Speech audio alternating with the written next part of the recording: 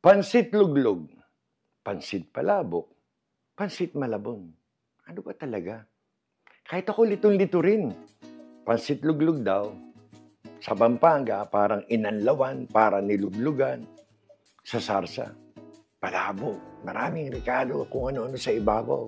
Maraming palabok, maraming mga palamuti. Malabon, huwag na natin pagtaluran. Galing sa malabon yan.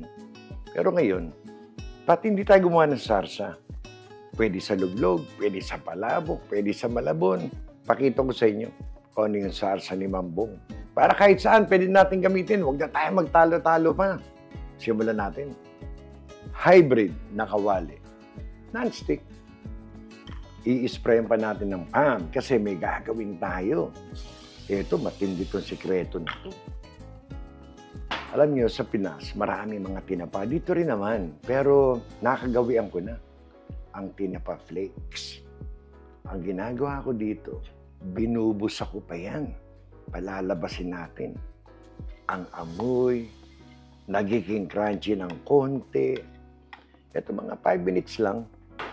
Pagugulungin yun ng konti. Kung merong non-stick, the best. Ayan lang. Oh. Alam nyo, kahuhulog ko pa lang, nangangamoy na agad. Yan ang tinapa flakes dito. Malaking butil na yung gabigas. Tapos pino siya. Ang sarap ilagay niya sa palabok. 5 minutes, oh. Ganda na ng kulay. Toasted na ang ating tinapa flakes. Yan. O, hanguin natin, tapos may isusunod na tayo. Nahango ko na ang ating tinapa flakes. Ayan, oh. Ang bango, oh. Same kaldero, wala nang hugasan. Nandiyan pa yung katas ng ating tinapa flakes. Okay, lagyan natin ng mga 2 tablespoon. 2 tablespoon lang tayo. Ngayon, pagugulungin natin itong ating hipon. Ito yung pang toppings natin. Ito yung traditional na kaganda, di ba? Ayan yun. So, medyo pagugulungin lang natin to. Malahap cook. Ayun yung ating 2 tablespoon. Mainit na. Hulog lang natin. Ang piraso ba to? Parang 12, 14, may kalaki yan. Okay na. Ayun lang, oh. By the way, lagyan niya lang ng konting salt. Huwag lang hindi magkaroon ng timpla yung ating shrimp na pang-toppings. O, ipipink lang natin to kasi mamaya, ito yung hinahati sa gitna. Itong aking shrimp, nabili ko to, wala nang balat, wala nang, na-devein na rin. Kaya wala akong pinakuluan na ulo ng hipon, balat ng hipon, buti na lang. Nakadali ako ng shrimp bouillon. So yun ang ating magiging kaldo. Kaganda ng aking shrimp. Ayan na, oh. Oh. Hahanguin lang to. Ihiwain natin sa gitna, then start na tayo. Nagdagdag ako ng another 2 tablespoon na mantika. Medyo nawala eh. So, naandyan pa yung katas ng ating tinapa flakes, ng hipon, naandyan. So, eto, half cup na garlic na mince. Ayan na. Alam niyo naman yan, dating gawi. Ibabrown lang natin ang ating garlic. Pagugulong-gulungin lang natin yan. Ganda na. Ayan na, brown. Golden brown. Etong aking sibuyas is almost 1 cup. Hiniwa ko ng dinice ko ng maliliit para maganda dating doon sa sarsa natin. Though, natin yan, igigisa, maging translucent, pero iba na yung may kaliitan. Ayan. So, yun ang pinaka-base ng ating ganda. Ang ganda ng ating sibuyas. Sundutin muna natin ng pepper. Ground black pepper. Medyo maraming sabaw to. Lalagyan ko to ng mga 1 tablespoon para masarap agad. Ayan, 1 tablespoon lang. Balik natin dito. Tapos itong ating patis. Kulang to, pero lagyan ko muna ng 1 tablespoon. Ayan, para magisa lang yung patis. 1 tablespoon. Ayan. Okay, tuloy lang sa paggisa. Ayan o. Nawawala yung mga nakadikit. Mga tinapa flakes na sumama. Oh. Itong ating 1 kilo na ground pork. Yan. Pwedeng mas konti dito. Balak ko, medyo dami yung aking pinakasarsa. Kasi madali namang ilagay sa ref para pag gusto ng mga bata, noodles na lang ang iluluto ko. So ngayon, ito ay pagmamantikain natin dahil yung ating giniling na baboy, yan ay magmamantika. Gusto ko tanggalin yung mantika bago tayo maglagay ng kaldo. Pabalikan ko kayo, pakikita ko sa inyo pag nagmantika na. Ito na ang sinasabi ko sa inyo. Ayan o, nagmantika o. Pero maganda yung ating giniling na baboy. Yan lang ang mantika o. Pasado na sa akin to. Kasi minsan yung ating giniling na baboy talaga namang magsiswimming yung ating giniling sa mantika. Ito kagandahan na. Okay, ngayon nagmantika na siya. Lalagyan ko sa gitna nagkanaw na ako ng atswete powder. Ito. Ayan, oh. Gusto ko mapula ang aking sarsa. Depende sa inyo yan. Ito, 2 pack ng Mamasitas na atswete powder. Ayan, ha. Lagay natin sa gitna. Marami pang natira, ha. Ba, simutin natin. Bayad yan, ha. Sayang, ha. Ayan. Ayan, ha. Biglang ganda kulay nito. Pinupuruhan ko lang sa gitna o halo nyo na agad. Alam niyo, atswete powder, madaling masunog yan. Kaya alali lang kayo sa apoy, ha. Naku, ganda ng kulay, oh. Gusto ko yan, eh. Alam niyo, parang nakakatakam pag ang inyong palabok, luglog, talaga namang mamula-mula na orange, oh. Pagulungin nyo lang, tapos may isusunod tayo dyan. Etong isang pangpasarap din, na hindi ako nawawalan. Hindi pwedeng wala ako pag gumagawa ako ng sarsa. Pagulungin nyo lang. Ito yung sinasabi ko sa inyo na dali ko. Oh. Ayun, oh, shrimp, bouillon, cubes, ayan, oh. So itong para sa kaldo natin, dahil wala naman akong napakulo ang mga dalawa, ayan, ang ilalagay ko agad. So ihalo muna natin para medyo matunaw siya ng konti. Ayan. Subukan nyo ito. Ilagay nyo sa inyong sarsa. Napakasarap itong tofu.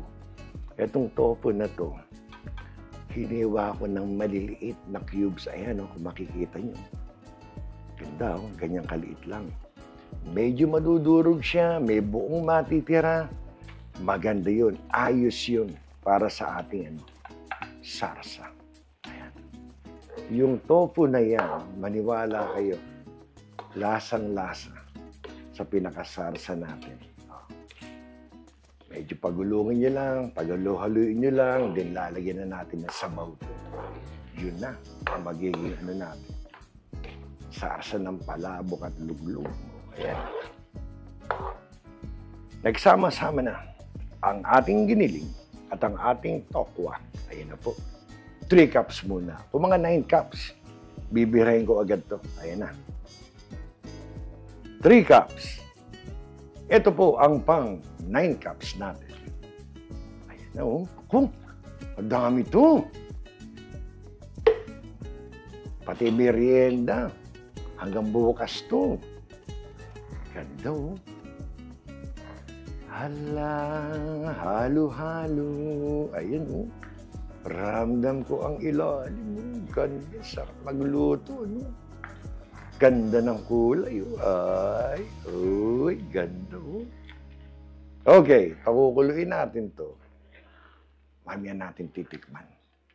Yan, ha?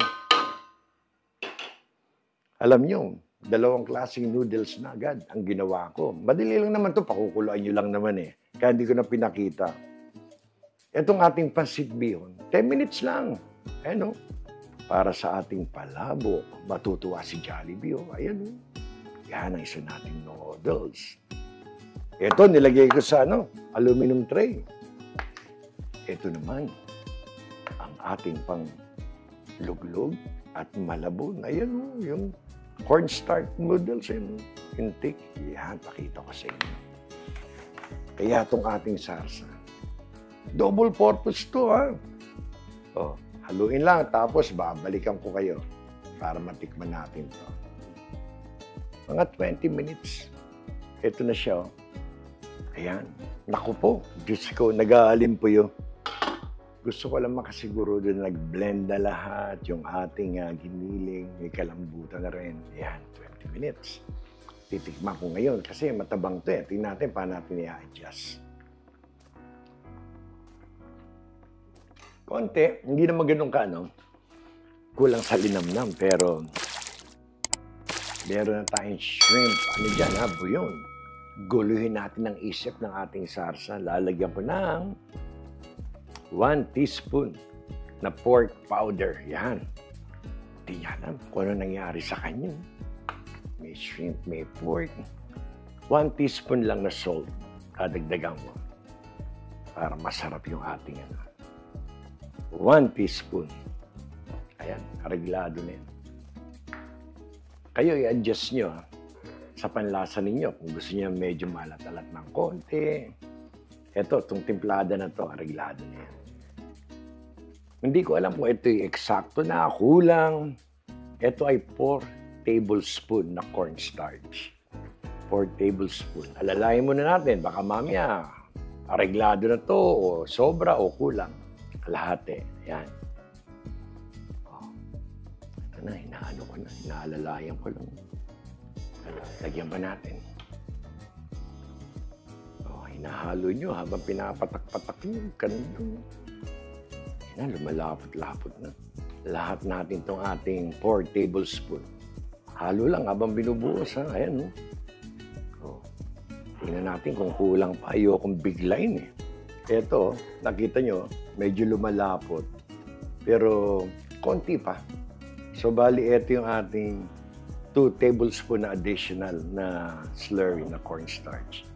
Okay, again, no? Halo lang. Habang inuhulog nyo para wag mamuo sa gitna. Ayan. Tingin ko, swak na tong ano pa. Another one na to. Dahil 2 tablespoon te. Halo uling ganyan, no? Ganyan. Kundi mamumuo sa gitna, eh. Eto na. Swak na yan. Ganda na yun. Habang pinapakulo niya, palapot ng palupot yan. Ayan na. Nakong ganda na. Yan ang gusto ko lang. Lalapot pa ng konti yan. Tinikpan ko nga pala. Habang naghahalo ako ng mga pampalapot, swak na. Sarap itabi, oh. Kagandahan lang yan, oh. Balikan ko kayo. Etong aking rekomendasyon, ganyan lang. Hindi malapot, hindi malabnaw. So, i-adjust nyo ang inyong cornstarch.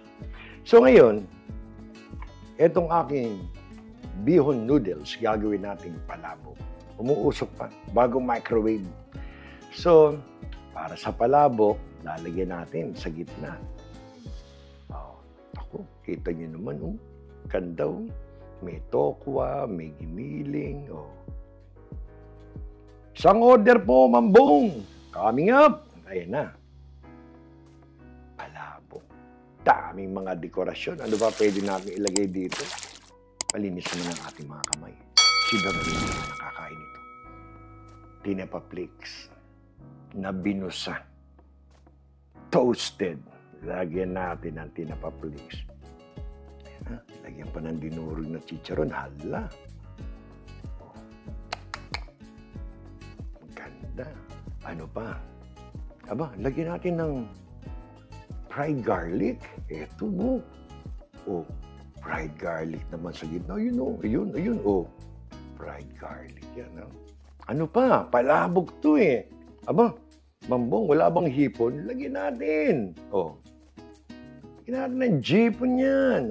Baka umangal si Veronica. Gawin natin 4 na hipon. Gumaganda na ating palabok. Mambong, parang bitin naman. Walang itlog. Relax ka lang. Ito na. Nako, eksaktong aming coco clock. Ang coco bird namin. Sabi niya, kakain na. Nako, ganda mo. Ayan na.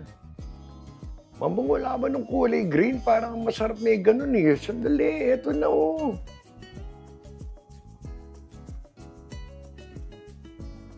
Yan po ang ating palabok.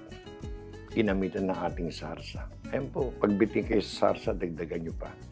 Then pagbalik ko, pakikita ko naman sa inyo kung paano ating pansit luglog or pansit malabon. One down. Ito na ngayon ang pansit luglog or malabon style. Itong ating isang pakto ng ng noodles, cornstarch noodle para sa malabon or luglog. Lagyan nyo lang ng sarsa na ginawa natin. Tignan nyo kung okay na yan o pwede namang magdagdag. Then lalagyan syempre natin yan ng durog na chicharon para ma-coat lahat siya. O, lagyan ko muna ng konti after nung sarsa. Halos isang pack na. Ano dito is swak eh. Pero magreserba tayo. Halos kalahati lang muna. Lagyan natin dyan. Ito ngayon yung ating binusa na tinapa-flakes. Lagyan natin ng konti. May head start na yung lasa niya. No? Bang. Kaya ako naka-gloves ngayon. Hindi tayo mag-o-opera para madaling haluin. Ayan, no? Pwede rin gamitan nyo ng sandok, 2 sandok, wala namang angal yung aking pamilya. Saka haluin nyo lang ng maganda, then para ma-coat yung bawat noodles, ayan no, ng chicharon, ng tinapa flakes. Then pag nahalo ng maigi to, pakita ko sa inyo kung paano i-plating. Pero ganyan ang consistency ng ating luglog or malabon. Nakadikit yung mga sarsa sa bawat noodles dahil nilagyan pa natin ng durog na chicharon. Pagbalik ko, pakita ko sa inyo ito. Ito ang ating pansit palabok. Napakaraming palabok, napakaraming palamuti. Ayan po siya. Ganda. Sarap kainin ito. Lagay natin dito. Ito naman, nung ating na-coat, pinakita ko sa inyo, na-coat siya ng chicharon durog. Alam nyo, ang daming natira. Mahigit kalahati sa ginawa nating sarsa ay siyang nakahimlay, nananahimik. Ito po, isang panghandaan kung may bisita po kayo. Napakaganda. Nilagyan ko ang first layer ko, nilagyan ko ng ating tinapa na binusa, chicharon durog, ayan pagkatapos hipon, itlog, yung mga traditional, kalamansi, napakaganda. Yan po ang ating sarsang convertible. Pwede sa palabok, luglog, malabon. Matutuwa po kayo, masasarapan po kayo dito sa ating sarsa ni Mambong. Kaya muli, isa na namang mapagpalang araw para po sa inyong lahat. Salamat sa Diyos. Tayo po'y may 2 klaseng luglog, palabok. Ang pangatlo ay ang mga malabon. Salamat po. Kayo po'y mag-iingat. Hanggang sa muli. Salamat.